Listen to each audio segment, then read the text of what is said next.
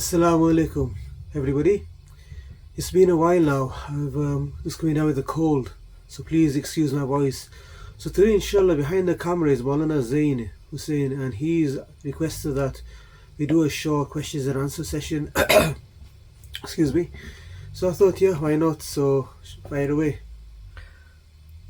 Alhamdulillah, Mufti Sahib, we finally got together, and I think we've been planning this for over a year. Well, 1 year. It's been a year since, and I think the purpose behind this was just to have an informal discussion, but with benefit, and not just a meaningless talk. Yeah, So this, it wasn't really planned. That's why you'll see me fidgeting around, moving around, and I thought we'll go with a natural look. So, how are you keeping, Mufti Sahib? alhamdulillah, for the past couple of months, alhamdulillah. Just recently I've got a blocked nose, I'm coming down with a sore throat, but alhamdulillah. So tell us, what you've been up to, what you've been reading lately. So far, at the moment, I have been reading The Secret World of Weather, which is a book over there. It's on the top over there, The Secret World of Weather. I've been reading this. I've been reading that book. I don't know if the camera can see that. And so far, it's an incredible book that kind of intunes you to your surroundings. And believe it or not, a couple of weeks back, we were traveling to York, and I saw what you call rainbow clouds, necklace clouds, that they only form in the stratosphere. They only form in the stratosphere, and they're normally seen in the Arctic, and we're seen all over West Yorkshire. So I got some photographs on as well. So that's a rare occurrence, and I learnt about it through this book. Also, the knowledge which is in this book, it can help you to find the Qibla. For those of us who are unaware, when Muslims, they pray towards the Kaaba, towards the Qibla, it's a certain direction they have to face wherever they are in the world. And then depending on how close you are or how far you are to the Kaaba, you'll face either one direction or another. So in England, it's normally southeast. If you go to places like Canada, on one side of Canada they'll be facing the west, another side they'll be facing the east because of the distance they are from the Kaaba in the world. So anywhere you are in the world, you have to know how to navigate. Nowadays we've got sat-navs on our watches, on our phones and everything that tells us the directions, and there's even apps, Qibla apps, that will tell you the exact direction of Qibla. Now if you go back a couple of 100 years, 1,000 years maybe even, how would people know where they are? They would look at the natural surroundings, and that's what this book teaches you. How to look at the sun, how to look at the trees, how to look at weather formations, cloud formations, which way the rain is falling, which way the wind is blowing, to find out where north, south, east and west is. Thus, in Islamic terms, that would be called tahari, where you would look around and say, right, this way is the Qibla. Now, if you do that, and I say, right, I've looked at the sun, I've looked at the shadows, I've looked at the trees, which way they're growing, and I think the Qibla, the prayer direction is that way, and I say my prayer is that way. Then somebody comes along and says, actually, you got it wrong, it's actually that way. That's what I'm saying. So I do not need to repeat my prayers again. Whereas if I just put up my prayer mat and just read in any direction, even if I get it right, I won't need to repeat my prayers again. In addition to that, you can actually start predicting when it's going to rain or not. Excuse me. When it's going to rain, how, and so on. So it teaches quite a lot of things. Makes you a very aware person. So that's what I've been reading in that sense. The other kitab which I was reading, now this is what I call leisure reading. The other kitab I was reading was Awjuz al-Masalik, volume 1. This kitab was written by my teacher's teacher. And the person who wrote this, he's a teacher to thousands. He's a teacher of my teachers. And I'll just hold that up to the camera, if you can see that. Awjuz al-Masalik means the concise pathways, or the shortest pathways, to Muwatta Imam Malik's kitab. So Imam Malik, he wrote a kitab which comprised of a hadith, and then Sheikh Zakaria alayhi rahmah, he wrote this kitab. When I started reading this, I used to think, you know what, anybody can get a pile of kitabs, a pile of books, go through them and write something out. Because we've been doing that over the years. I've been reading different books and you think it's easy, but the level of Arabic he has used is mind-boggling. The eloquence is used, and the in-depth research is done, and he also puts forward his own opinions. I don't know how long it took him to write this. I should have actually researched that, but so far I've got up to here halfway through, and my intention is, inshallah, is to read one volume a year, It's taking about, well, how many volumes are there again? There's about 18 volumes. So maybe 18 years. If I cut a few corners, maybe 8 years, maybe. But realistically, you can read a kitab properly within like 3 or 4 months. I've been reading a couple of pages here and there every couple of days, so it's been different.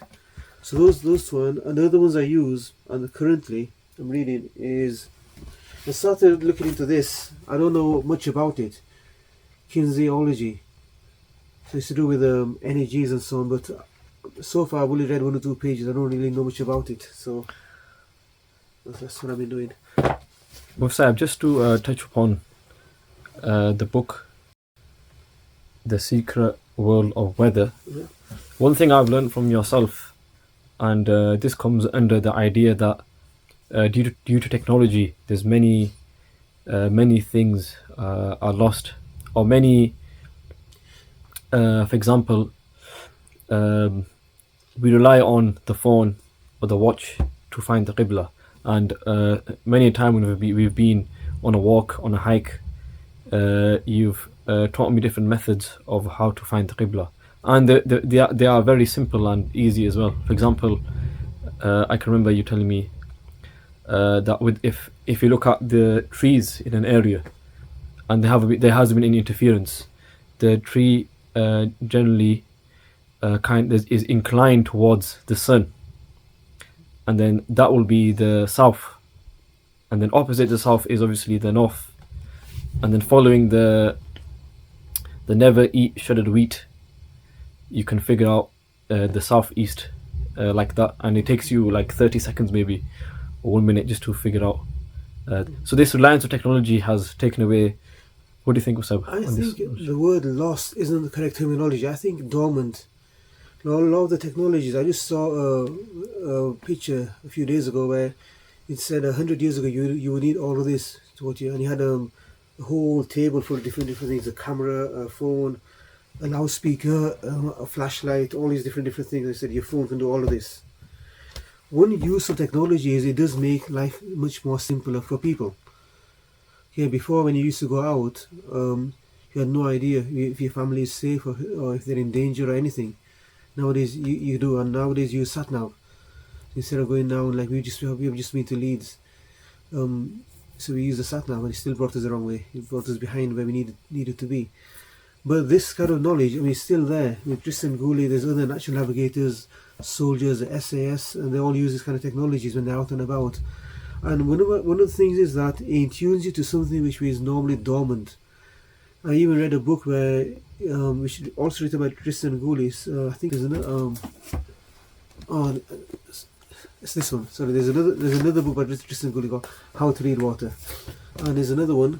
This is the first one I ever got. This one, the Natural Navigator, and then I purchased these two quite cheaply. I think it's How to Read Water. I haven't started reading this yet, but it talks about methodologies and how to touch water, how to look at water, find out where you are, what's happening underneath the water. Even is it safe to go into? I mean, he could look at a river or a stream or a lake and say, no, you know what, it's dangerous to go in, or this is going to happen. So, and he also tells you how to look at water and say which way to go. So which way the ripples are and everything. Looking at the so it's a very interesting book for people who like to go into that. If you're hiking, if you're camping, or just for leisure. Obviously, if you do something to get from A to B, you use a sat nav. So, but to have that knowledge is additional knowledge. Now, for me as a Muslim, I believe in afterlife, and I believe that all of us, good deeds, bad deeds, will be weighed. They'll be given a physical form, it will be weighed on the scales of good deeds and bad deeds. So I hope that if you have the right intention, all of that goes into your scale of good deeds. That's another topic for another day, maybe. You see Mawlana Zain smiling and thinking that should we open that topic with a topic for another day. Excuse me. Mufti, mashallah, you've got many books in front of you. Reminds me of a word, the word polymath. What comes to your mind when you hear? The word poly means many. A math means a person who has many levels of knowledge in different subjects. So polyglot is somebody who has a deep knowledge of different languages. A polymath is somebody who has a wide variety of knowledges in different subjects. So example, Archimedes. If you go back in time, Leonardo da Vinci. He's a good example. He was a painter. He was a mathematician. He was an engineer. He was an inventor. He There's many things, and he had deep knowledges. Leonardo da Vinci, I remember the history teacher telling us that he was a genius. Like whatever he did, he wanted to be the best at it. He wanted to go into it properly, understand it properly. So if you gave him this book, he said, right, what is it? I don't know about it. I will learn about it properly. He'll take interest in it. So that was Leonardo da Vinci. Are there any Muslim polymaths you could name? Oh, that was Sheikh Zakir. Any favorite ones? For me, I like Imam Qurtubi. One of his Imam Qurtubi and other certain ulamas or exegesis and hermeneutics, or we would call tafsir. They would give the opinions of the learned and then would give their own opinion. So Sheikh Zakaria, rahmatullah alayhi, he goes through all of the tafsirs and explanation. He puts forward his own views. I say this or I think this. He puts on a different path of understanding. So, and also the way Imam Qurtubi, he wrote his book, he wrote his kitab. He said, right, there are 15 rulings in here, there are 15 masals, and it's right at the top of there. So, on the left. Yeah, as I've said, this wasn't planned. So, this, I know, I'll put a plastic cover of this, affected by heat. That's Tafsir Qurtubi. So, in this one, for example, this is volume 1. Let's open it randomly. So, here it says the word Sadisa. So, here you can see that in the comment it says Sadisa. So, that's ruling number 6, and it says Sabia. And this is about one ayat. And it even says over here, this is what I really like that. On this list of page there. It says Kultu. I have said, or I say. So, and this is the way he's written it, his eloquence, the way he's laid things out. Other tafsirs I also find interesting, like Tafsir Bagawi, Tafsir Baydawi. And, but this one stands out for me. Let's have a link to that. It's one of the first ones I think I read. No, the first one I read was Ibn Kathir, as a student of theology, but later on in life I attached myself to this one. Mufti, there's one thing I always mention to different people and colleagues is that if you were to study one book, even for scholars of Deen, it should definitely be the Quran, because the beauty of studying the Quran is you'll automatically be studying all the other sciences, because the Quran is like the source for all the sciences. So just by reading the Quran, you'll cover fiqh, you'll cover aqidah, you'll cover sarf. Now, what do you think, Mufti? Science, and the first lecture we had at university for forensic science, the first thing we were told is that science cannot prove anything. It can only give you the instruments and the tools to prove or understand something. Science is knowledge. After that, you research, you make hypothesis, you make a theory, and you test it and you prove it, and so on. Within the Quran, the main topic is Aqidah, is belief and guidance. How you arrive to that guidance with different people is different ways. A scientist may look at something scientific and he will bring Iman. A mathematician might look at something mathematical. The layman might look at something different and they come to that. So it depends how you look at it, what lens you look at it with. Allah Ta'ala himself has said he can guide many people via the Quran, he can mislead many people via the Quran. So it depends what lens you look at it with. Inshallah, I don't think there's anybody who's actually been able to fully go into all of the knowledges of Quran. It's just too deep. For every letter, every word. Like here at home, I've got about 15 different tafsirs. I've said another polymath that comes to mind is the person who was born in Bristol. And so repeat the questions. Another polymath that comes to mind is a person who was born locally in Bristol. And if you can remember, when he visited Bagshaw Museum, Windsor Park. His name was, I can't remember his name. Joseph Priestley, yes. Yeah. Maybe you can touch upon him. Joseph Priestley, for those who are unaware, he was the one who was accredited to finding oxygen in the air. And he used a bell jar, a glass jar, and he put a mouse inside, and he realized about the mouse died. He came out that this is oxygen, and the mouse suffocated from it. Nowadays he uses a candle, put it into a glass jar. I don't have any candles which I can show you with. And he goes out to, he sent oxygen in there. Now he was a polymath, he was a linguist. He grew up locally in Bristol, less than a mile from here. And he spoke different languages. I think he learned Hebrew, he learned Aramaic, he learned Arabic, English, Latin, and Greek, and these languages. I think many of these were, he was only 20 or 21 when he learned many of these languages. when he's fluent in his languages. Yeah, when he became fluent. So, and then he was the one who was accredited to discovering carbonated water, the fizzy drink water, putting carbonates into water, making fizzy drinks. He died in Pennsylvania, and so his artifacts and things are here locally. There's a statue built somewhere in Bristol to commemorate him. Joseph Priestley Library in Bradford University is named after him. So yeah. I think this leads to my next question, and I think we all know where we're going with this. Is your interest in different languages? Can you just go through the different languages you've learned, your experience? Linguistics, Maulana Umar Yisafratullah, and some people I've come across in my lifetime, like Dr. Richard Jude Thompson, who taught us Aramaic, biblical Aramaic. He spoke 12 languages. Maulana Umar Yisafratullah, when you speak to him one-to-one, when he used to go to Makkah, Medina, Umrah and Hajj, and he would say to me, like, learn languages. He goes, learn your Arabic, learn your Urdu, learn this, learn, because whatever comes to you, just learn it, because that's the key to the world. So when I was studying Ifta on the way back, I met some people and I learned a few phrases from them, and I used it with people I know. And then when the opportunity arose, I learned other languages. I learned to elaborate. I learned other languages. Then if I had the time and the finances, we'll keep going down further and further. And my hope is, inshallah, somewhere down the line, on a Islamic level or a religious level, it benefits. So currently, what languages are you fluent in? So far, I've learned English. I think I speak English. I don't really know. Gujarati, that's my mother tongue. Urdu and Arabic, that's like the standard for the scholars. Nowadays, many of the scholars have diverted away from Urdu. And then I've learned other biblical languages. I learned biblical Hebrew, biblical Greek, and biblical Aramaic. I hope to, inshallah, go further in those languages and other languages. If I had the will, time, power, will and finances, and would learn the European languages, obviously. I've learned phrases in other languages, Polish and other languages, Bengali and these languages, but nothing definitive.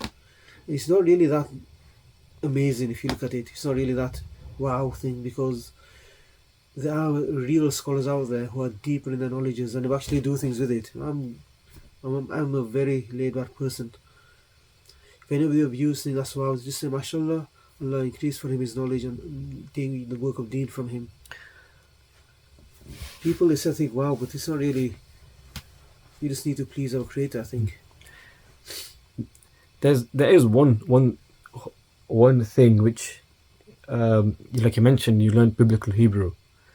That this can help you in, and that is related to tafsir. So you are obviously more well versed in this than myself, and that is that we have a concept of Israeli riwayat. Yeah, Israeli riwayat. If you could touch upon that. Israeli riwayat means those narrations that came from the Torah, and they came from the Israelites, from their kitabs, from their scriptures and their books and their scholars, or they came from the Christian scholars or the Christians, because everybody has a level of knowledge and level of understanding. Israeliyat in the Quran, for example, in Tafsir Qurtubi, this one, another Tafsir is one example I could use is the story of Yusuf alayhi salam. For those of us who are not aware of that name, in the Bible is called Joseph or Yusuf. The story of where he was in prison and two people came to him in the prison. One was a baker of the king, the other one was a wine bearer. That is mentioned in this kitab, and it's also mentioned in the book of Genesis and the story of Joseph. So that's the Israeli riwayat. It doesn't contradict our belief or anything. So you can find some interesting things there. Some things we do not accept. Obviously, we don't accept certain things from Israeli riwayat, so narrations of the Israelites. Other things we can accept, other things we can say maybe.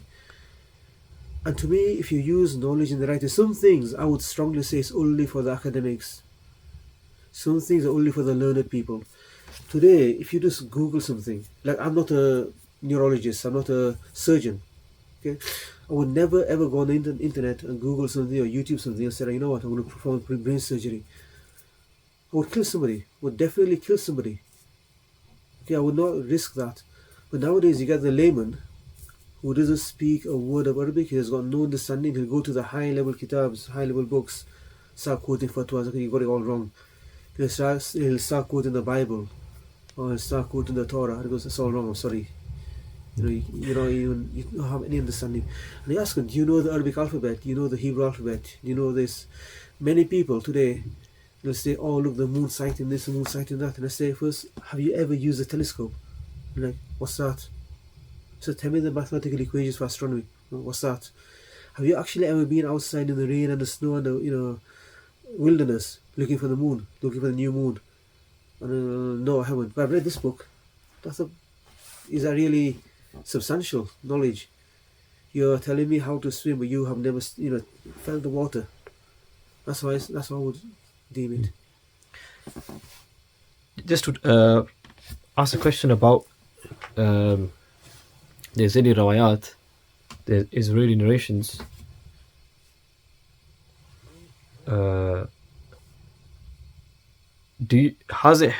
Has learning these languages helped you in understand the different commentaries of the Quran better? Yes, it has. There's where certain things are mentioned, I question, I thought, wait a minute, that cannot be right. Now, for example, the name Jibra'il, the archangel Jibra'il. Many of us might know him by Gabriel. Jibril. Some ulama say that in Hebrew his name Jibra'il means this, but in Hebrew there is no letter J, there is no letter Jim, there's no J sound. See, even the word Jew, you will not find it in the Torah because they are Yehud. The name James doesn't exist in Hebrew because there's no J sound. The name Jesus does not exist in Hebrew or Aramaic because they have no letter J. So he said, well, Jibra'il means this in Hebrew, but I'm thinking, but there is no Jim, there's no letter J in Hebrew. So what would the meaning be? It does have a meaning. Zakaria. Muslim children, they're called Zakaria. And a person who named his son Zakaria, Zakaria has no meaning. I thought it does, it means the one who remembers Allah. Zakaria Adonai in Hebrew, in the Torah, means the one who remembers the Lord. The Arabic equivalent is Zakir. The one who remembers Allah. And so that every name has a meaning. Sometimes you just don't know where to look. So that's how it is. So it has helped me considerably to understand Israeli riwayas and the tafsir, where I can cross-reference in the original languages or what's left of the original languages. Could you recommend any book? I mean, there's different Bibles. Is there one you recommend, or what's your personal copy? I was recommended one when I was studying the Hebrew and the Arabic and the Hebrew and the Aramaic and that. I was recommended this one by my teachers. My Hebrew teachers, and the Christian teachers, taught us Greek, biblical Greek. They said, read this one, the New International Version, as opposed to the one we have in England. So this, I wouldn't say I recommend it, but I'll say it's different translation to the one we have in England. There's even a concordance, the strong concordance of the Bible. That one. I was going to say I've got a sore throat, I've got a blocked nose. There's this one, and apparently I've heard, it took the author 30 years to compile, and he's done it in 3 languages. He did in Hebrew, Aramaic, and Greek. So it helps you to find verses in the Bible, and look, it's written, if you want to zoom the camera in, this has been laid out. If you can see the pages. So I found this one quite useful to use. Given that the author did it for so many years. So it's the most up-to-date Hebrew and Greek dictionaries for precise word studies. But I wouldn't recommend, because I'm not a theologian of the Bible, but that's the one I was recommended. And then you can cross-reference things if you have that studies, if you've done the academic studies in that field. So as you were explaining that, something caught my attention, and that's the box next to you where it says telescope.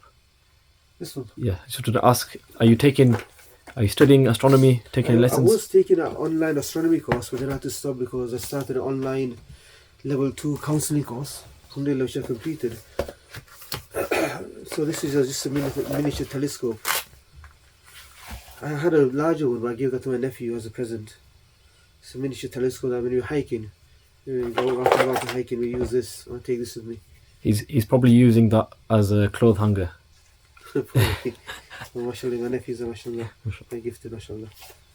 So I use that. This is just a little thing for hiking. Obviously, inshallah, one day I would like to buy a full telescope and go into the field in depth, but it's finance and it's time. And to all young people out there, I don't know what you would consider it to be young, but try to make the best of life while you've got the time. If you're studying, go to the highest level in your studies before life takes over. That's what I would say. So we just mentioned counselling. Could you just talk about the course that you did and its relevance? Like, who should be taking this course, and do you think we Counselling should? teaches you to listen to the person, and counselling, it taught me that not always give your opinion, just listen to the person, let them say everything, and guide them to find an answer. That's what it taught me. There's a level 2 course. For those of us who are not familiar, you have a level 2, level 3, level 4, it goes up to level 6. Undergraduate degree is level 6. I think a master's or a PhD level 7 or 8, and then GCSEs, I think that's a level 2, and then A levels level 3 and 4 and so on, to basic understanding. So it teaches you how to listen, it teaches you how to categorize each person's emotions into a certain field, and which field you're used to approach the issues. But listening is a huge skill. Sometimes you have to go to an imam or a scholar or a sheikh, listen to everything up, but suddenly, you have to do this, you have to say this, you have to listen to this, and and then you switch off straight away. So listening is a very big skill. Just to move back onto the topic of language, I wanted to ask you how important is Arabic to every Muslim? Arabic is the language of the Quran, the language of the final messenger, as we believe it. It is the language of Jannat, the language of paradise. Depending on where or how you want to go about learning Arabic, if you learn it for communication, you learn the colloquial language. If you learn it for Quranic studies, you learn the eloquent Arabic. I think Arabic is obviously our key language. And sometimes they learn the basic Arabic, and then they go to something as deep as the Quran and start giving out the wrong answers. Sorry, you can't do that. I come across scholars, so I did my 7-8 years of theology course, alim course, and that's it, I keep it to the basics. That's entirely up to you.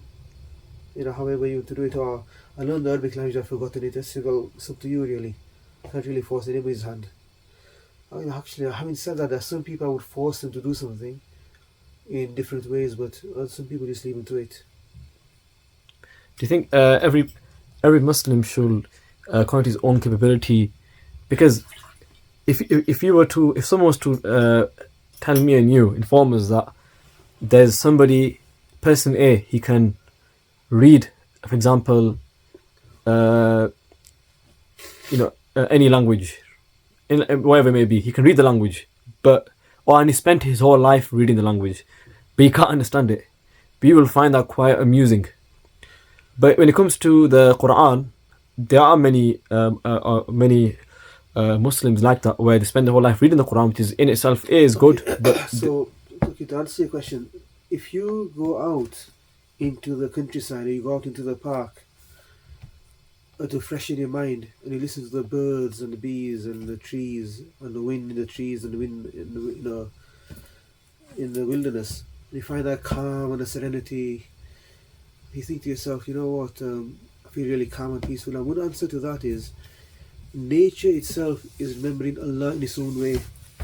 Nature itself is remembering Allah in its own way.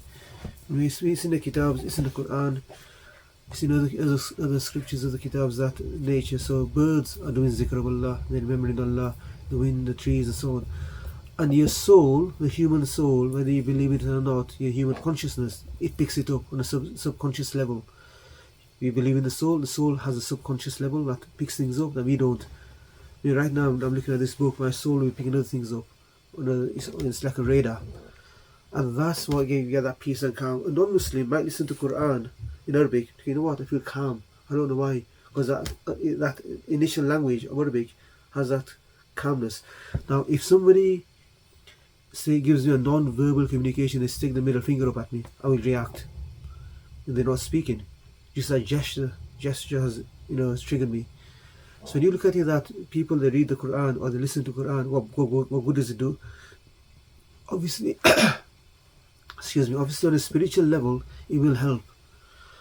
In the Kitabs of Hadith, it says that at certain times during day and night, angels will make a proclamation over the earth to mankind. We can't see the angel, we can't listen to the angel, we can't hear the angel. Even if the angel spoke a very high level of Arabic, we won't understand the angel. So I thought, what good is that? But obviously, the soul picks it up. And you get that trigger, you know what, I should be doing this, I should be doing that. So yeah. And also, if there's a lot you could say about it, if you do studies on the human mind using modern day machinery, modern day technology, say if you read something, it affects this part of the brain or it affects that part of the brain. That's true with the Quran as well. So what you're saying is that even though a person may not understand the Quran, just like other the things, translation or the yeah. deeper meaning, there will be some benefit there. وَنُنَزِّلُ مِنَ الْقُرْآنِ مَا هُوَ شِفَاءٌ وَرَحْمَةٌ لِلْمُؤْمِنِينَ. We have revealed the Quran, which is a means of remedy and a mercy for the believers. So I don't know what's in the medicine, but I know the cure they'll give me. Another thing you mentioned just early on in this podcast, you could say, is that you leave the field to the person of the field in whatever profession it may be. And one thing that I've also shared with my colleagues is the person who studies in these Darul Ulooms and institutes, when he finishes, he is considered a graduate, meaning he has a basic understanding of the different sciences, and it's up to him to specialize in different sciences. Like yourself, a Mufti is somebody who has learnt the basics of the different sciences, but then he specialized in one aspect, which is the jurisprudence and the rulings. So what is the importance of specializing? I think it's specializing, but another way to say it is you carry on with the knowledge you've learned. Specializing means what field interests you, what are you interested in. Somebody's learned homeopathy or physiotherapy, so very interesting field, but it's not something I'm interested in. If somebody goes into a hadith, the traditions of Nabi sallallahu alayhi wasallam, or somebody goes into exegesis, what field are you interested in and what field are you good at?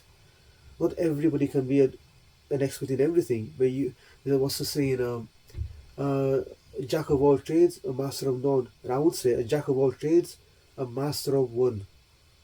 So if you become a Mufti or you study sacred law in depth, you will need to have access to tafsir, a hadith, fiqh, sirat, all other things to be able to give an answer to somebody, informed answer. At the same time, you can read other tafsir. I mean, I'm reading this kitab at the moment. It's a kitab of fiqh and hadith. So for leisure reading. So I would say you specialize or you carry on with the knowledges you've learned. And obviously, some knowledges somebody's are good at. Somebody, they don't know the knowledge of inheritance, which is all mathematical. Other people will dwell into it and understand it deeply. So how would you say it? It tickles your fancy, basically. Everything you're interested in. I think one thing we've lost is, if you read into our Islamic history, we find that Muslims were always the most bookly people, and I think collectively speaking, as Ummah, we've lost this. What do you think? I wouldn't say we've lost it. Some kitabs. You don't really like the word lost, do you, Mufti said? No, because you don't have to tell people you're lost. You become dormant in certain things, but books have been around for thousands and thousands of years. And they've been around. Nowadays, modern technology has replaced many books. You have a Kindle, you have on the phone. I have this app on the phone which gives you hundreds of tafsirs on the phone. So if I'm traveling, I'll take that with me. Back in the days, a scholar would take a whole carriage or a whole cart full of books, and they would have people pulling it or animals pulling it for them, and the students will be pulling it. Before, the books were really big. Now they're microscopic. And I use these microscopic pens for writing. So I wouldn't say it's lost, it's become dormant. Will you agree that we do not have as much readers as we used to have before? No, I think we need to travel the world and see. We need to travel the world and see. The scholars that taught me the ancient languages, Dr. Richard J. Thompson, He even teaches cuneiform, and he teaches what's the other one? Akkadian, ancient languages. He's understood it to an in-depth level enough to be able to teach it. So it's still there. We just need to search, research, and look. Hmm. So if you can't read a book, read it on an app. If you can't read it on an app, listen to an audiobook. I mean, listen to some books. I would say don't translate them, just leave them as they are, because it's not for everybody. Some people will be guided, some people will be enlightened, other people will go lost completely. So it's easy to translate this kitab, but to understand it, even in English, you lost it. It's hard, it's difficult. So I think we've reached What's the time now? at the end of Like I said, the session. I'm sorry, and I apologize to the viewers if there's been inconsistencies or I've been fidgeting and moving around. It wasn't planned. So inshallah, till next time, people. Assalamu alaikum.